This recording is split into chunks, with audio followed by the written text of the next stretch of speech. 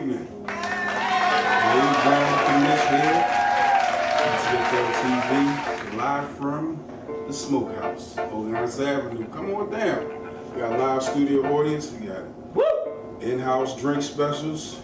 We got smoke specials. We even got a town food. Hey, what can I say? We got everything. We got a new segment. This segment is called Blaze Brown Bottom Line.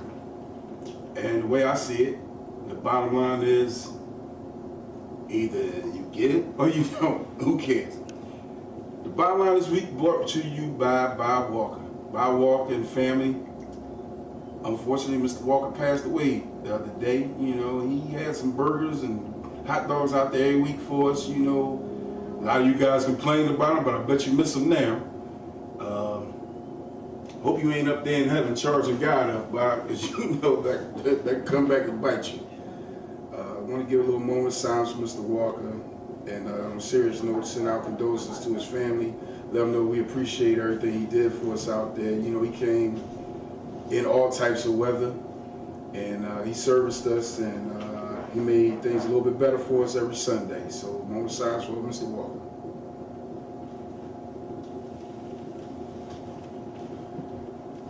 All right, back here. Bottom line is, I'm gonna run down a couple of games. This game's coming up this week and let you know how I feel about them, what I feel about a couple of the players that's playing. You know, these are my opinions. That's fine. You got a problem with something I'm saying? We have a call-in segment at the end of the show. Maybe I answer the phone, maybe I won't. First game on tap, we got the Cobras versus the Barbarians. The bottom line of this game is that, hey, one team is extremely good, the other team is extremely bad. The extremely good team being the Cobras.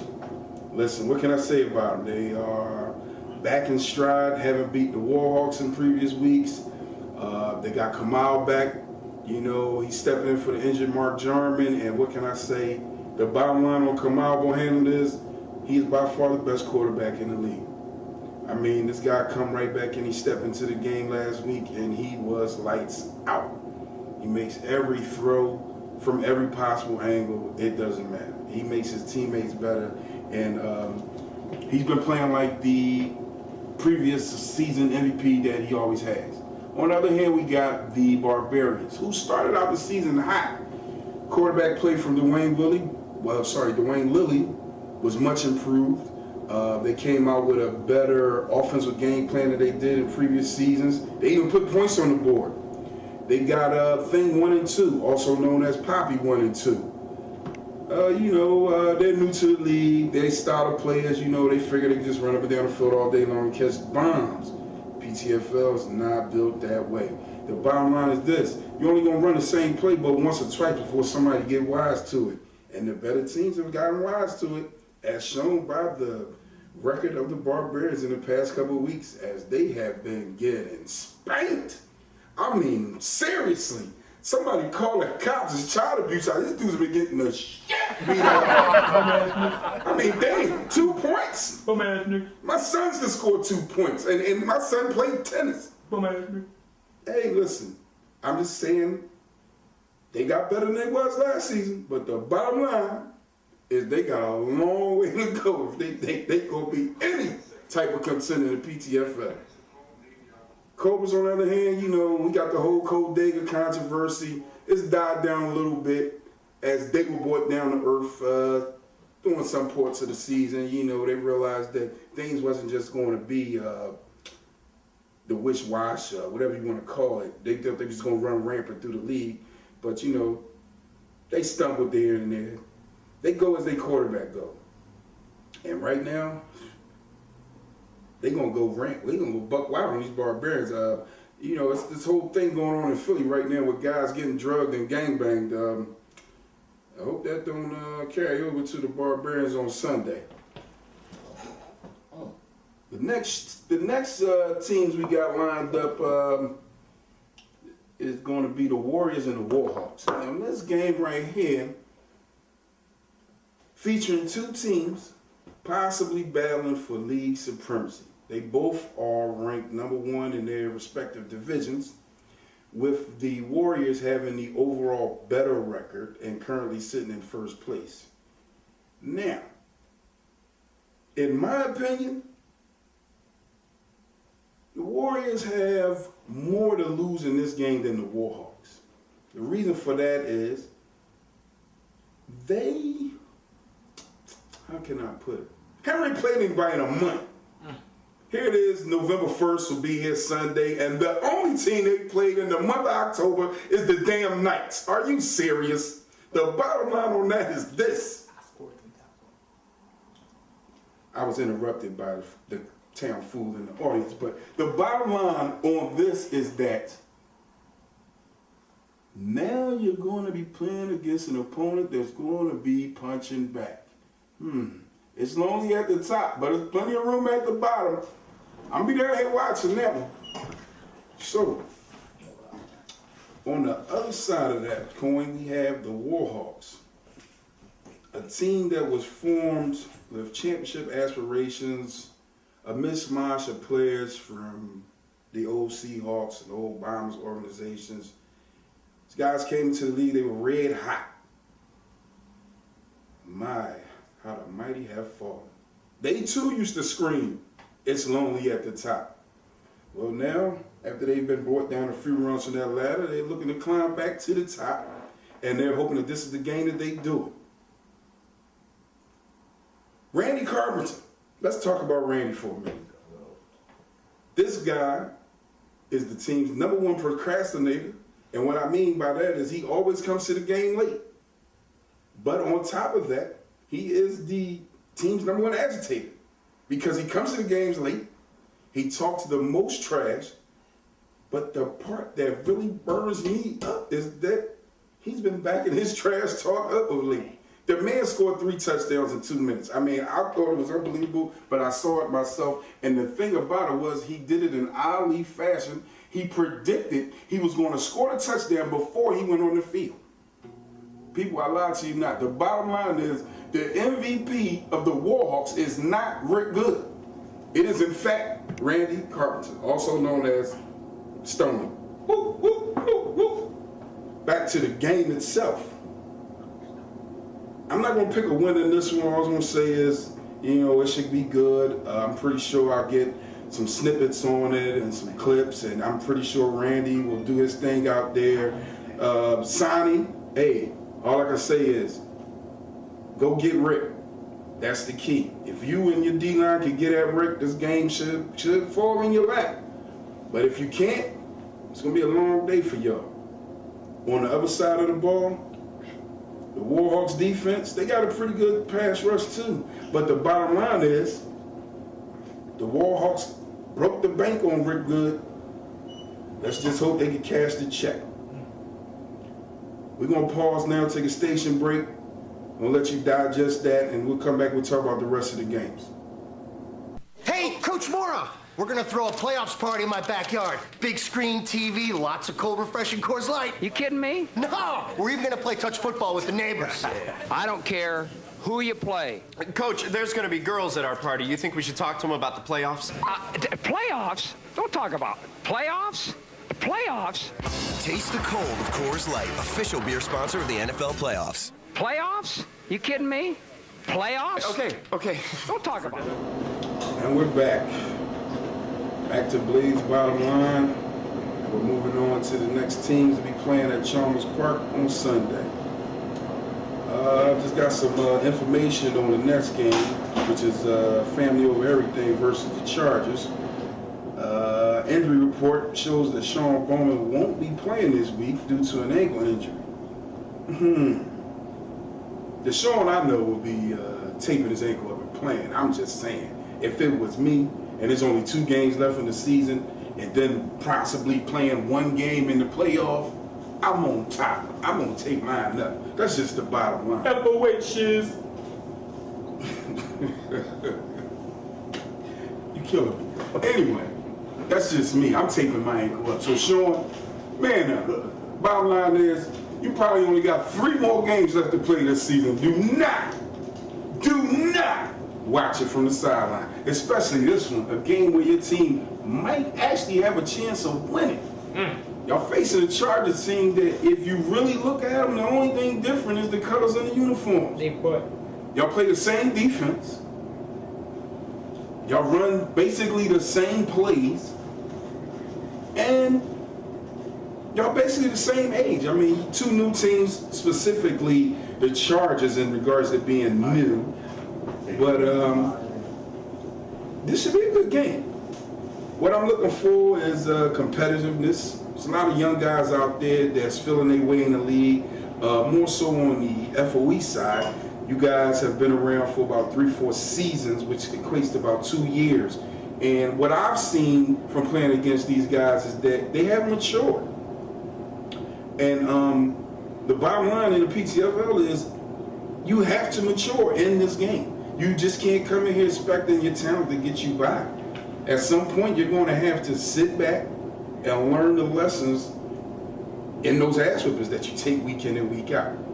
Hopefully, the two whippings the Chargers have taken in the past 2 weeks, not by much, mind you, but whippings nonetheless. Hopefully, they learn from them. What I saw facing them is a team that's very determined, energetic. They don't lack for confidence. What they need is direction.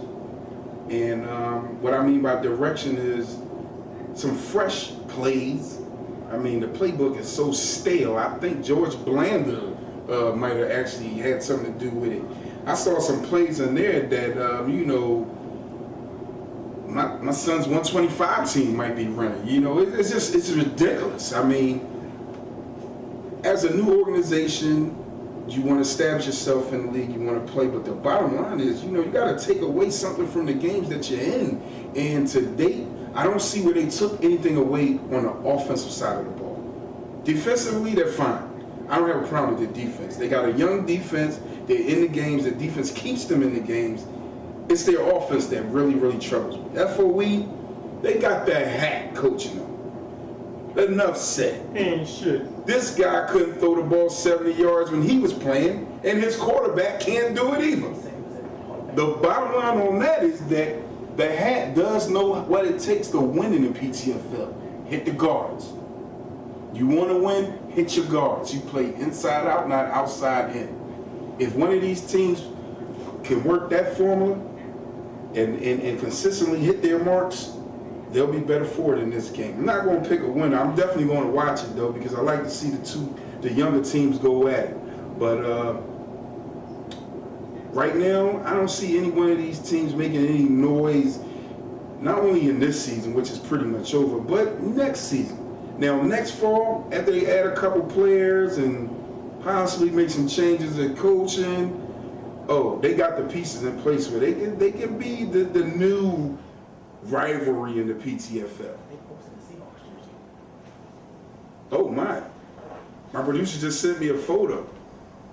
FOE player Sean Bowman posted a photo of a Seahawk jersey. I don't know what this does. This mean that the Seahawks are coming back? Or is this just saying that they'll be playing in the throwback uniforms this week? Who knows? The bottom line is, I will find out and I will let you know. On to the next game. Oh, damn. Look what we got here. The Rhinos versus the Enforcers.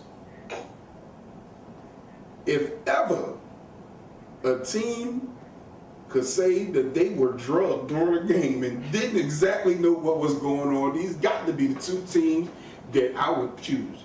Because last week, I don't know what happened to these two teams. Let's start with the Enforcers. Here it is. The emotional, physical, mental, whatever you want to call him, leader of the Enforcers, Mo Simon, strapped up and he played.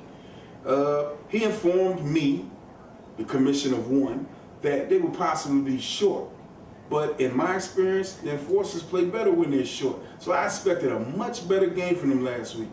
Instead, they came out and literally got a train ran on them. I mean, it was so bad that, I mean, I can't even describe how bad it was. Let's just go on to the Rhinos, who, not to be outdone, drove all the way up I-95 and possibly got a Bill Cosby slipped in their drinks as they stepped on the field to play the Cobras.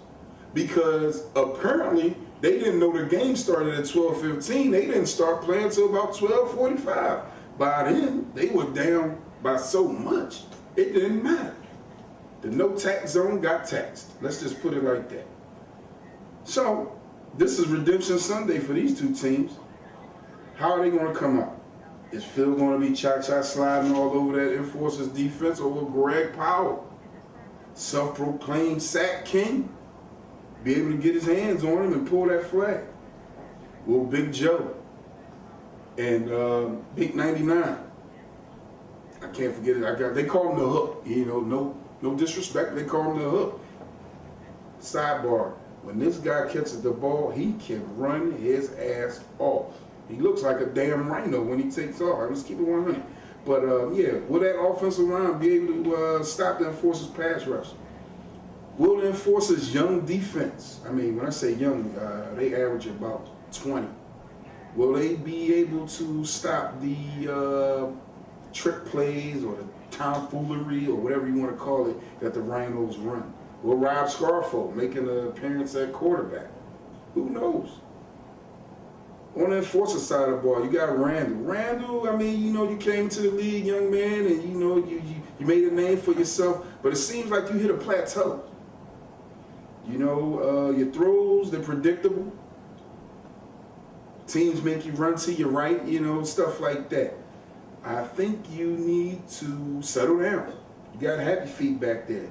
Bottom line is, you know, you're still a good quarterback. You got a lot of growth and a lot of potential in you as you mature physically and mentally, because I think you still can get a little more weight on you. You could be a lot better, but right now your team needs you to be a leader. You guys need this win, sitting at 5-5. You're looking at third place in your division. The loss will probably drop you down even further. You need a win. I'm going with the Rhinos on this one simply because they're the more physical team, more experienced team, and I believe they have more to lose in this game than the Enforcers do. Everybody knows what the Enforcers bring. I mean, they play good, but not good enough to beat the good teams. They play great, but just great enough to beat the bottom teams. So, you know, bottom line is, the Rhinos are going to win. Enforcers are going to learn, they're going to grow, and they'll be back in the spring, and they'll be better for it. They're going to get the men in black beat off of them. Let's put it like that. Going on to the final game, we got the Seminoles versus the Falcons. This is a interconference game which could go a long way to establish the seedings in the playoffs. Two teams that have seen each other in the past, and if my memory serves me correctly, the Falcons have gotten the better of the Seminoles over the last two seasons. So I'm looking for the Seminoles to come out with a sense of payback and retribution on their minds. They'll be led by Jeff Campbell, who in my opinion is the league MVP, as he has been very steady at quarterback and has led his Seminole team to countless victories. The thing about this game that troubles me is that these two teams could possibly be playing each other again in the playoffs. So it's a come down to, do you want to show them everything now? You want the win, you need the win, but do you want to show them everything now, knowing that you'll possibly see them again in 2 to 3 weeks? For my money, hell yeah. I want to show them everything that we got so they know this is what you want to see time in and time out. Who's going to win this game? I don't know. The Falcons coming in, they started their second backup quarterback. Chris Lewis will be his first start, actually. Next man up has always been their mantra, so of course, you know they're going to go with that. Ben, he's going to smoke his black and miles. He's going to pace the sidelines. He's going to have his guys ready. Chris Mitchell's going to come out flying. Ocho's going to be flying. Jeff's going to be slinging the rock. Boo's going to be jetting down the field. Falcons defense is going to be there. You know, we got a lot of young guys back there, but I think they're prime and they're ready for this one. It's going to be a good game. But the bottom line is it can only be won by the better team. Who's going to be the better team Sunday? You come out, you watch, you tell me. I don't want to make predictions, but, you know, if I had to bet, of course I would bet on myself, bet as though I am a Falcon. But from an outside looking in perspective, I really have to say these two teams are even. with Jeff being the only real difference. So how he comes out in this one will probably determine this game.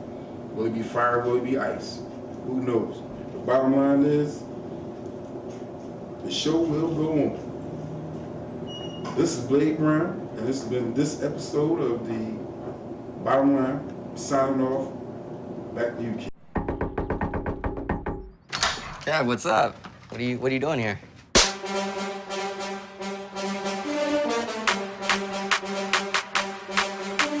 Madden NFL 15, rated everyone. Watch the rest of the videos on Facebook.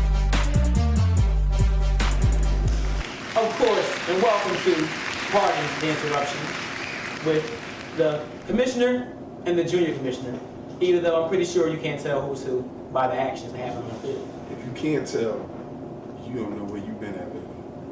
We're going to debate various topics, and we have 15 seconds apiece, 30 seconds total on each topic. Hey, and if you don't like our opinion, well, guess what? Your ass should have been here.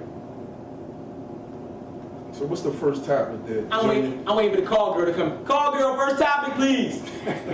Roller or dream for Warrior quarterback? Roller or dream for Warrior QB? Are you going first or me? I'm gonna let you go first. I'll go first. Preferably, I think they're both great. I think Dream adds, the speed, but then Roller, he'll do his dink and dunk. He has the poise, but Dream has lit a fire in it. We know Roller's favorite weapon is what's the guy name? Williams. Oh shit, I'm done. All right, man, please. Miss me with that Willie Beeman crap. Roller is the team leader. Roller, I watched this guy grow over the last couple of years, man. Don't let the little injury setback fool you. Yeah. Dream come in and he moving with his feet, but Roller is the quarterback. Enforcers had 5 wins. Enforcers had 5 wins. You first, sir. Go. Get the fuck out of here. Against who? I'm done. I don't know. I think they played the blind team twice. They had 2 forfeits. I didn't know. I thought this shit was a misprint. I'm just saying. 49ers series. Oh, the 49ers series, I'm first. Well, let me tell you one thing. I like Rocket as a coach. I like Gene as a receiver. I got to see what's up with that QB. Didn't y'all cut the 49ers QB when he played with y'all? No, we did not cut him. We offered him in a trade. It was behind closed doors. We don't need to get into that, but we did not cut him. And don't use up my time by starting controversies. Yes, the 49ers are for real. They are 7-2. What is it, 8-2? Something. They're 8-2. I know they getting asked for last week, but I'm trying to figure out who's even starting for him. Is it him or the boy Matt?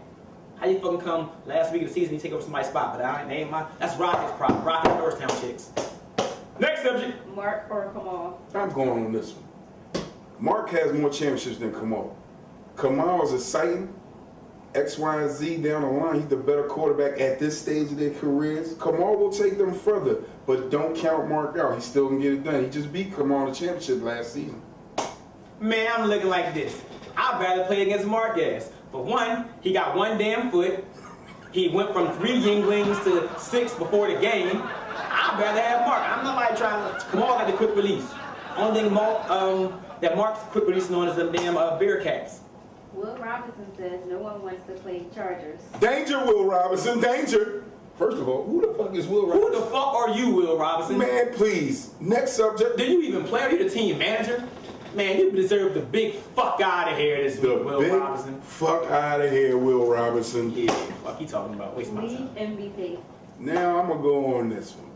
Oh man, the popular vote among the 49ers camp is that Gene is the hands down MVP. This coming from a team that admittedly has only seen 49er games. They haven't seen other teams play. Granted, Gene's putting up big numbers, but there's a lot of other guys out there doing the same damn thing. True, and we gotta determine, is the MVP, or are you important to your team or the league? Because I'll take somebody like Chris Andrews from the Chargers. They whole shit. So he could be MVP. That's a good point. For the Warhawks, without me on defense, them motherfuckers average at best. I could be MVP. Shit like that, man. In that case, you might say Mel Boston MVP. He the one that pay the league fees. Coach of the year. Coach of the year. Man. Rocket. I would have to give it to Rocket. And the reason being is that the Warriors have been in this position before with Coach P and Coach J. They've been at the forefront. This is new territory for Rocky, and I think in his second season he's done a great job. And the motherfucker George, you be the Warriors too, but George don't know a fucking sneeze from a wet fart. Fuck out of here, George. George is with the Warriors? You ain't know? You ain't see Roller giving him the props talking about how George schooled him, and then George called me the other night. I got exclusive, by the way. We're gonna add this later. I got exclusive commentary from George, trashing a few people in the league, including yours truly over there. Oh, yeah. MIA, that's for our person that's disappeared. Ed Giddens. Ed Giddens, you ain't shit. Man, fuck out of here, Ed. I played 4 plays, had 4 catches, 3 of them were touchdowns. I played against this guy, man, and he was trying to catch a ball in the bushes. I mean, what are you doing, Ed? Where you been at? I mean, come on. I don't know. You know, you said you're MVP. Right now, you just the MVD. Yeah, I'm there. Any of you goddamn bastards to score 3 touchdowns on 4 plays. I don't care if I was playing the goddamn school for the deaf and blind. Bottom line, Ed Giddens, and you cost us that game versus Falcons going for that pump fake. And the boy ain't even leave his feet. No comment. Man, nip. Just for Blade, where's Hattie? Where's Hattie at, Blade? He quit a couple weeks ago amid some quarterback controversy, and he said he wants to come back. Is Hattie coming back to the Falcons? Well, if you plug in the GPS, he's probably at the hours right now. If you could do a live shoot over there, you could probably find out what's going on with Hattie. There was no quarterback controversy. Let's clear that up. Reek Smith was always the quarterback. Hadi just took it upon himself to, you know, extricate himself from the team. Nobody told him to leave. Nobody asked him to leave. Do we want him back? Hey, listen, he would have to come to the team and make an appeal. That's all I can say. Yeah, so Hadi, man, reach out to Blade. I seen you on Facebook, man. And we just want to talk. Real quick, we're going to wrap it up real quickly. We went through all of our topics and everything. We knocked everything out. But is there any, like, what's going on? Now I got to tap into something else. I haven't read everything because I've been at work. They got me in the basement because they keep me away from everybody. Rakim Milton, what happened with that? Like, it's like 30 different posts. Was he cut? Do you know what happened? I don't really know. The thing about Rakim is that, you know, he does a lot of talk. Right. In my opinion, it's harmless. Mm-hmm. You know, his teammates think that it detracts from their play, et cetera, et cetera, et cetera. And, you know, they look at him as being the anti-Harden, so to speak. Whereas Jerry Jones embraces Hardy's actions, Chris Andrews admonishes Rakim's. Right. Seems like Rakim has played for almost every team in the league, except the Falcons. He's turned in more uniforms than I can remember. Right. And currently he will be lacing them up for the Rhinos of Delaware. But the Rhinos, they're not a bottom, Mr. Commish, they're not a bottom 4 team. How does he know the Rhinos? Well, at this point of the season, I just felt as though he didn't add to or take away from any team's chances of winning anything. So if they're willing to take a chance on his over-exuberanceness, is that a word? Yeah, you can rock with that. Wikipedia, They can't let read me that know, shit. yeah. That's what the teleprompter said. I don't know. Kiki typed that in. Is that Spanish? I guess so. I think Kiki Honduran. Oh, it was a Honduran. Filipino. Okay, so it was Honduran. I'm speaking a new language up there, so hey. But yeah, just to get back to that, you know, if they're willing to take a chance on his feisty nature and, you know, try to fit him in somewhere, who am I to say this guy can't play football? I mean, really. Roger Goodell has a lot of power, but Pete Goodell has way more. And on this one, I say, Rakim, you could go play for the Rhinos, you fucking bum. Oh, I can't wait to see that shit. I think Rakim, he's like Randy Carpenter without the game. Talking, but he don't back it up. That's why I was trying to take him under my wing, but he messed that up. But I think they're going to be using him as a speed rusher. Hey, in the playoffs, they got to play y'all team. So they going to speed rush you or Justin? Maybe they can sit him on Mel's side. Wait, is Mel you getting in the game? That's what I'm saying. Mel be on the bench, so he can go over there and rush against Mel on the bench. Shout out Shirley. Shout out to my man Shirley Moss. Yeah, no shade. Yeah, a couple other announcements, man. Booger retired from the Piranhas. They put his thing in the paper. Shit, the whole Cobra's team retired from the Piranhas. Oh, shit, I didn't even know that. Well, I know they retired Mark before he retired himself. Yeah, I'm taking shots at you uptown, though. Just a little salty about not being a Cobra. What they call it? Spicy and what? I don't know. Sweet and spicy. Yeah. That's what they call it. Yeah. Yeah. But all right, so if you had to pick a top 5 for this year's like MVP running, who are the top 5 of the league right now? Players? Yeah, players. Oh, wow. Okay. Quarterback right now, and that's only because he's played every game. I would say Jeff. He's been the most We can consistent. go by subject. Yeah, we'll go by. So you know what, at QB, I'll take Jeff as well. Rick Good, a few 6-point games. Cabal's haven't been every game. I won't, him and Mark cancel each other out. I'll rock with Rick Good. How about receivers? Give me 2 receivers. If I had to have a receiver on my team right now, you got to still go with Booger. I mean, his production is actually down this season, but his being on the field, it does add a level of competitiveness that you got to watch this guy. Exactly. And some teams overcompensate for that, which allows other players to be open. So I would definitely pick Booger on my team. I like my Falcon teammate Kurt Workman. I mean, to me, he's just a guy that's just scratching the surface of what he can do in this league. But as an unknown, I actually like the receiver from the Chargers. He has the size, he has the speed. I'm not familiar with his name right now. His hand's a little questionable on the hot passes, but he has the size, he has the speed. If he sticks with it, he's somebody that can be special in this league. Lastly, I gotta watch them. Then I know. Yeah. You just still players from the enforcers and shit. Oh, you usually still players from the league do it. Well, the enforcers, that's like the training camp. Yeah, training camp. You go over there to find out exactly what fuck out of here, bro. Hey, thanks a lot, Mo. You're great, by the way. Just want to throw that in there. Yeah. And just to add another guy, I mean, from the no tax zone, the guy doesn't say much, but I mean, he's tall, he's fast, and he catches everything thrown to him. Number 3, he plays safety for him a few times too. I mean, the guy can play. I mean, let's be honest. And then you have Gene. Gene has done it all this year, and even though I'm not really a stat man, and I don't believe in I caught 14 touchdowns, this, that, and the third. Numbers don't lie, and he has been a model citizen over there for Rocket, despite what former teammates have said about Gene. And kudos to Gene on that transition and making it work. But yeah, Gene would be on my list as well. Man, look, Loke Lion, rock with me any day. Like, everybody sleep on. Well, you only gave me 5, but Ocho. I'm just saying, Ocho. And then, my other man over there, dark skin, I forgot his name, but I remember we had a practice before we played the nose. I said, yo, he the best receiver. Oh, Peanut. Yeah. Peanut. And they ignored me. Who caught the touchdown? Peanut. Yeah. But I'm mind my business. The thing about Peanut is I always remember him as a defensive guy, just in recent years, but he does get it done on the offensive side of the ball as well. Right. So how about that line? Who do you think?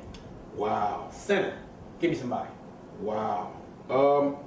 Other than Boat, I would, you definitely got your Boat, you got Bo. Dark-skinned Jermaine has always gotten it done at center. Except for blocking. Well, it depends on what you want out of your center. You know what I mean? If you want a guy that does it all, you want your Boats, you want your Bo. You want a guy that's just going to get you that 15-yard snap every time and still be a threat in the passing game. You want your Jermaines. But you want your Perry. Time he dropped the skin Jermaine. Hey, well, listen, that's a question of his heart. That doesn't have nothing to do with his ability. I'll take Perry over him every day, and I'll definitely take Chris Andrews because he showed me something against the Codega. Because he would block them, and then they had Arnay Goonie styling him, and he was fighting with Arnay and getting out there. He had a hell of a day at center. I'll get back to you on Chris in another year. So. Yeah, Perry and Chris. All right, how about that D-line?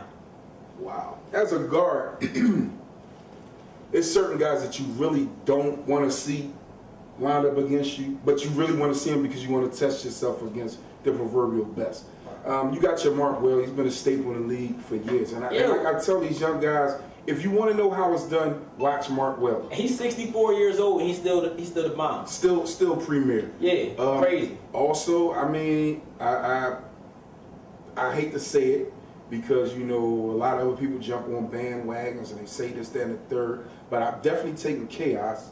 Chaos has shown me a lot in the last 18 months as a player, his ability to read defense, his ability to lead defense, and his overall pass rushing, his passing for the game. I mean, I definitely got to go with Chaos. But my sleeper, I mean, really, and we might say the same name. I'm listening. Nah, I don't think we will. Spook from the Falcons.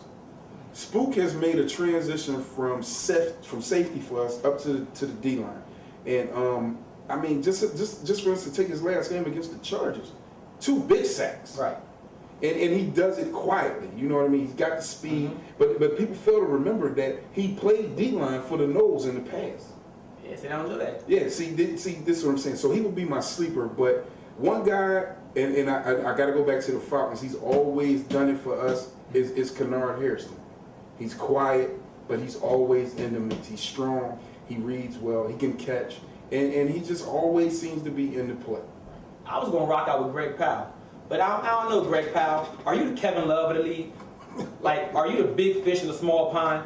I gotta see Greg Powell play against somebody when it matters. Not week 4, not week 6. I need to see Greg Powell do all that in a playoff game. You know who's having a renaissance season? Who? That damn Kareem Rodriguez. Renaissance? Oh, you mean like his outfits? Well, corduroy pants aside. Oh, he's actually been producing this. He had a 4-stripe Adidas last week. Well, he's Mexican, isn't he? Is he? Kareem, are you Mexican? I thought he was Mexican. Did you have on soccer sneaks? I thought he was from Trinidad and Tobago. Well, maybe next week we get the camera crew to take a close-up of his cleats. I know those corduroys. I think I see them rolling Cubans. I think he traded the corduroys in for like a new nylon set of pants. I think that's made them much faster. Either way, it's obvious that the guy shops at Ross. I mean, none of his stuff is high line. That's where T-Mac and West get all this stuff from. Be selling the double price. That's a topic for another day on part of the bootleg stuff in the Pttfl. Talk about that. Give me the linebackers. Linebackers, man. Mo was down with an injury this year. Mo's always been one of my favorite linebackers, but one of the most productive linebackers year in and year out is that damn Rome of the Cobras.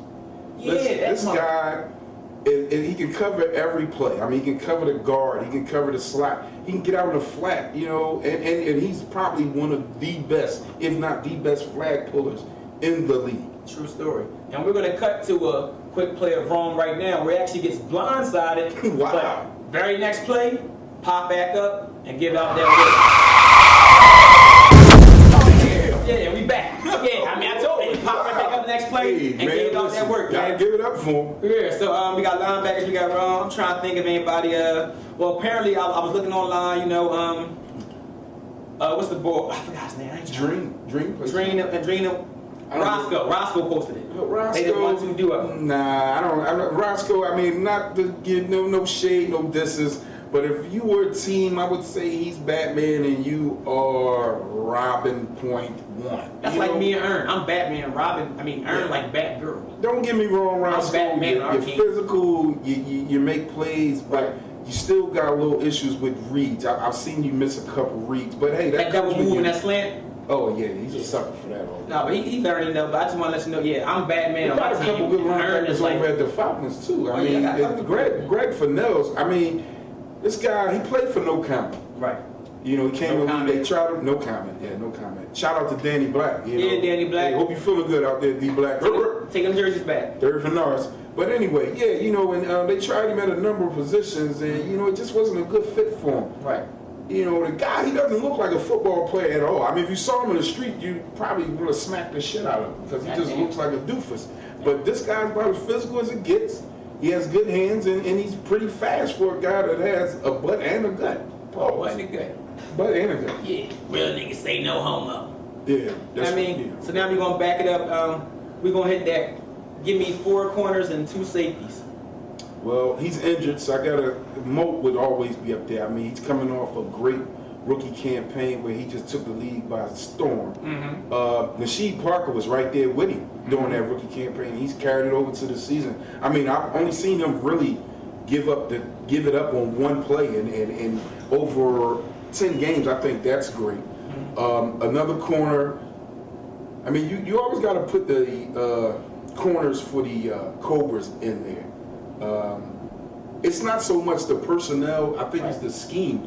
It's just, they follow instruction, and no matter who you plug in there on any given day comes in and gets the job done.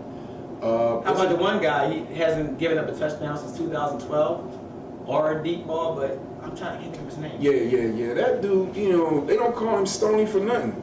And you go on his side and you pretty much get what you ask for over there. He's not the most glamorous guy, and he can be somewhat of a retard at times, but he plays his position.